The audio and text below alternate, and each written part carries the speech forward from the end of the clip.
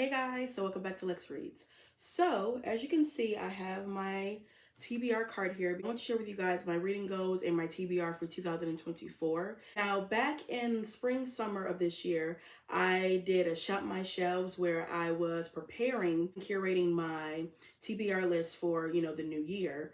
And I'll link the videos down below. I did a Shop My Shelf in like my library, and then I did a Shop My Shelf Harlem Renaissance edition, because you guys know Harlem Renaissance is my stuff, and I always want to incorporate, a Harlem Renaissance, author, or just always learn about that in, my reading every year.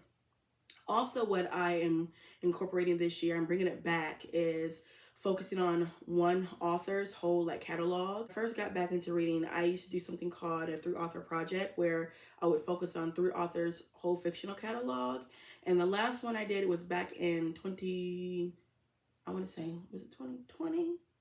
or 2019, where I did Ernest J. Gaines, I did all of Maya Angelou's autobiographies, and then I did Edwidge Santicat, which is a Haitian author. So I wanted to incorporate that back into, my reading, but instead of doing 3 authors, I wanted to focus on one author. So that's what I'm going to be doing in the new year, God willing. Also, these books right here. How I curate my, TBR list. First of all, I stick to it. I have to have structure. My mind works like a list. Throughout the year, I will read, some books that, just come to mind if I see at a bookstore or something like that.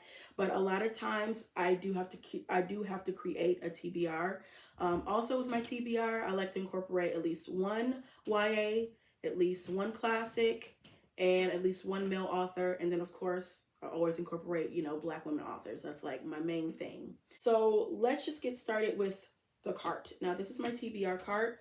All these books right here are the books that I'm focusing on in 2024. The books down here, they're just books I store because I don't have room in my library. So the first book that I will be reading, also these are not in order, but Tumble by Diane McKinney Westone. Diane McKinney Westone was an author that I discovered back in 19 or 2020? No, 2021 or something like that. Also this year I read 2 books by her, and I have 2 reading vlogs that I did. Book that she is known for. Now, as you can see, my copy is real tattered and beat up. I got it from a library sale, but y'all know if I like a book, I will get another copy. I just know a little bit about it. I don't want to just fully know, but I'm so excited to read this. Next, of course, Donna Hill. Donna Hill was also author, just like Diane McKinney Westone, that I discovered and was just in awe, okay? It's like, I don't know how many times I've talked about Donna Hill on my channel, but she, in my eyes, is a GOAT. She's another author that does not get the praise and recognition as she should, and this woman has written over 20 books, okay? And I also read a book by her this year and did a reading vlog, and I think it was called The Other Woman, and it was so good. This book actually came out, I want to say this year. Still with a young woman. She is kind of estranged from her father, and they look like they come from a well-to-do family because they live in Sag Harbor. And I think he becomes sick, and she goes down there just to, I guess, see what's going on. And then, of course, some family secrets and lies and deception and all of that comes into play. That's up my alley. So excited to read this. And then that cover is amazing. Next, this will be my classic book that I'm reading this year. I'm a little intimidated, but yeah. First of all, it's a white author, and it's Anna Karenina by Leo Tolstoy. Okay. Now, I have read a book this size before. I actually read A Little Life back in 2020 or 2019, and that was the first book I read of that capacity. That book was, I think, over 800 pages. So this book, I know that I can do it, okay? But it still is a little intimidating because this book is a chunker. This is huge. Also, classics, to me, I've told you guys time and time again where they can kind of be a bore. And yeah, I think this book is it's over 800 pages. And I do know what is going to happen. I've seen bits and pieces of the movie, movies. So I do know what's going to happen, but I don't know the ins and outs of it. I've always known of Anna Karenina, and I was like, you know what? let me see if I can read this. Now, y'all know I am not afraid of DNFing books. This year, 2023, was the first year that I DNF'd a lot of books because I'm like, first of all, it's a hobby. It's not that serious. And I don't want to get in a reading slump. And once again, it's not that serious. It's a book, okay? But if I don't like Anna, I'm going to DNF it. But I hope and pray that I won't, because I do want to read this book. I also got this edition because the Penguin Classic Deluxe Edition, because of the font.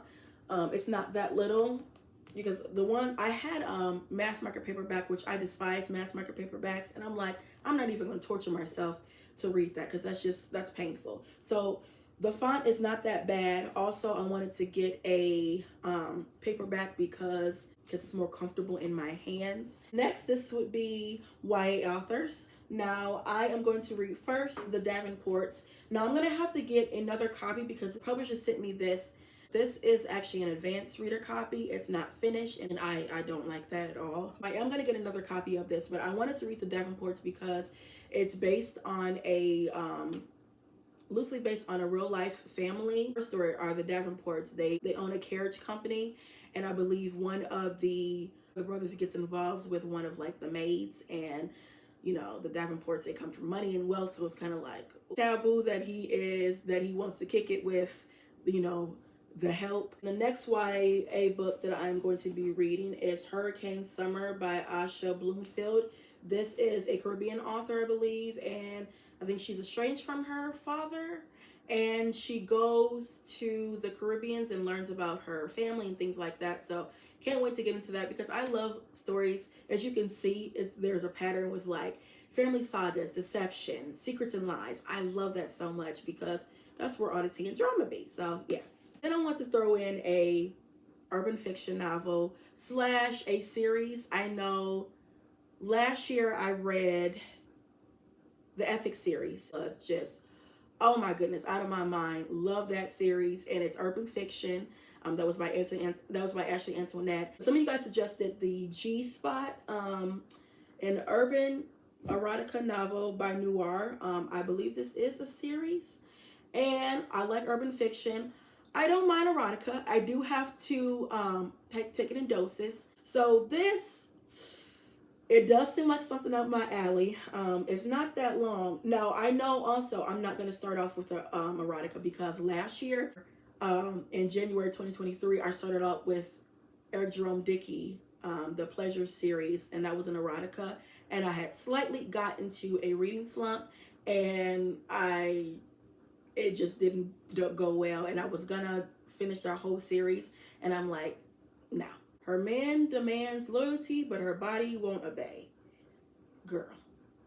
Yeah, this is I already know this is also gonna make my nerves toe up because you got a man that is a drug dealer. He don't play, and you know he controlling, but you go out and run around on him. Yeah. Next is an African author, and this is Nervous Conditions. I'm not even going to try to pronounce that name. Now, I do know there is a second book to this. If I like that, I will, read the second book. Next is Pearl Cleage, I Wish I Had a Red Dress.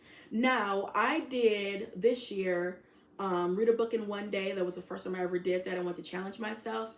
And the first book I picked up was Pearl Cleage, Looks Like Crazy on an Ordinary Day. And it talks about Ava Johnson, who was diagnosed with HIV. And I believe it's set in the 90s. Now, this book is a sequel to it, but it's focusing on her older sister, Joyce. And I remember reading that book and loved Joyce. I loved her sister. And I know with Joyce's story, Joyce is a widow, and I believe she doesn't have any children, but she works as a social worker, and she also is really involved in her church.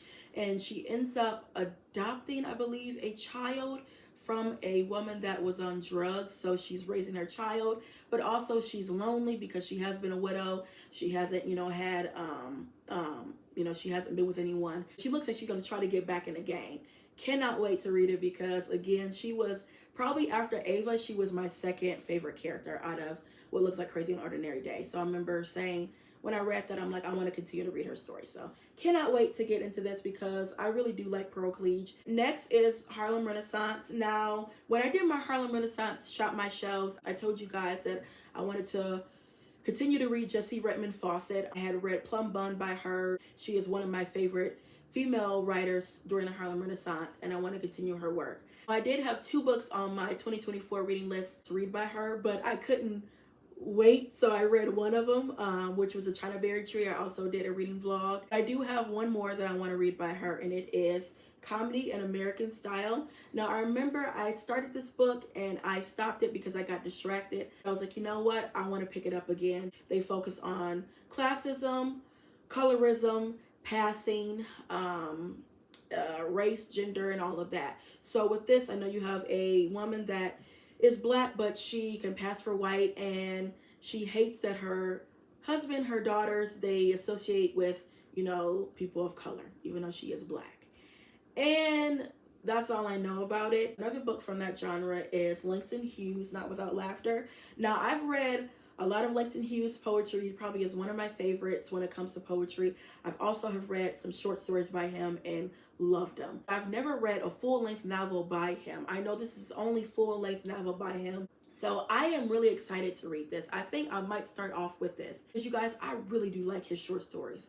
He can tell a story. Oh my goodness. So I can't wait to read a full-length novel by Langston. Now, I don't know the ins and outs of this book, and I want to keep it like that. I just want to go in blindly. I do know this is considered a classic, and a lot of people have read this. Also, I know I'm probably going to get another copy. I want to get the Penguin Classic Edition Black Spines. You guys know I collect those. Those are also my favorite editions of all times. And then lastly, from this cart and from the Harlem Renaissance, I am reading The Fire in the Flight by Walter Francis White. I read Flight by him a couple years ago and just was in awe. He's also an author that deals with passing, racial inequality. I know this is about a physician that has to deal with some prejudice because he is, you know, a physician, well-to-do physician. You got the KKK that come and kind of bother him a little bit, and you got to see what's going on. Now for the author that I'm going to be reading her whole fictional catalog, J. California Cooper. Now, I've talked about J. California Cooper a little bit on my channel. She is known for her plays and her short stories. She was put on by Alice Walker, and Alice Walker said, if you like folk tales, also if you like Zora Neale Hurston, you will like her writings, and she is totally right. She knows how to craft and tell a story. I became aware of J. California Cooper without even knowing that I was aware of J. California Cooper, because you guys know the movie that used to come on BET called Funny Valentine. That actually is a short story by her. It was focusing on 2 cousins, Derry B and Joyce May, and they're from the South. Joyce May has, you know, moved up north. She has 2 children. She has a husband, and her marriage is kind of on the rocks. So she goes back home to visit Derry B, which is a cousin of hers. And Derry B has a mind of, maybe you would say, about a 10-year-old, but she's so sweet. Is Derry B? Luther, come on out here. She sells her pie, she sells her baked goods, and makes these like fermented fruits in jars, and just has a heart of gold. But in the movie, something horrible happens to Derry B when she was a child, and it impacts her life. The small community knows, and yeah.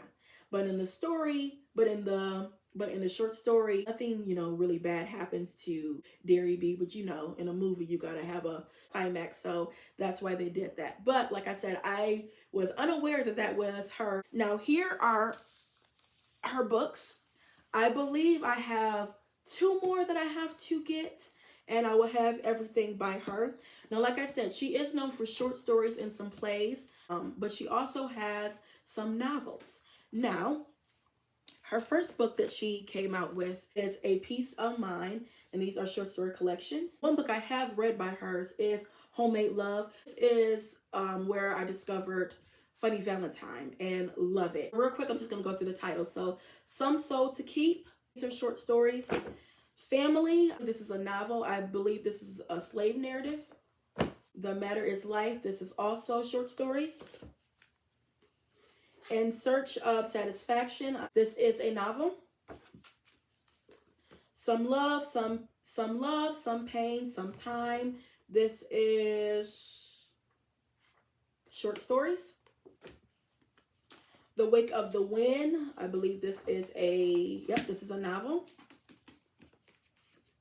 Some People, Some Other Places. This is a novel. And Life is Short but Wide. This is also a novel. And I believe I need 2 other books by her, and I will have her whole catalog. So yeah, guys, that is it when it comes to my reading goals and TBR list for New Year 2024. Cannot wait. From these books, I do think I am going to have a good reading year. And that is all I have for you guys. So I'll be back with more Black books. Bye.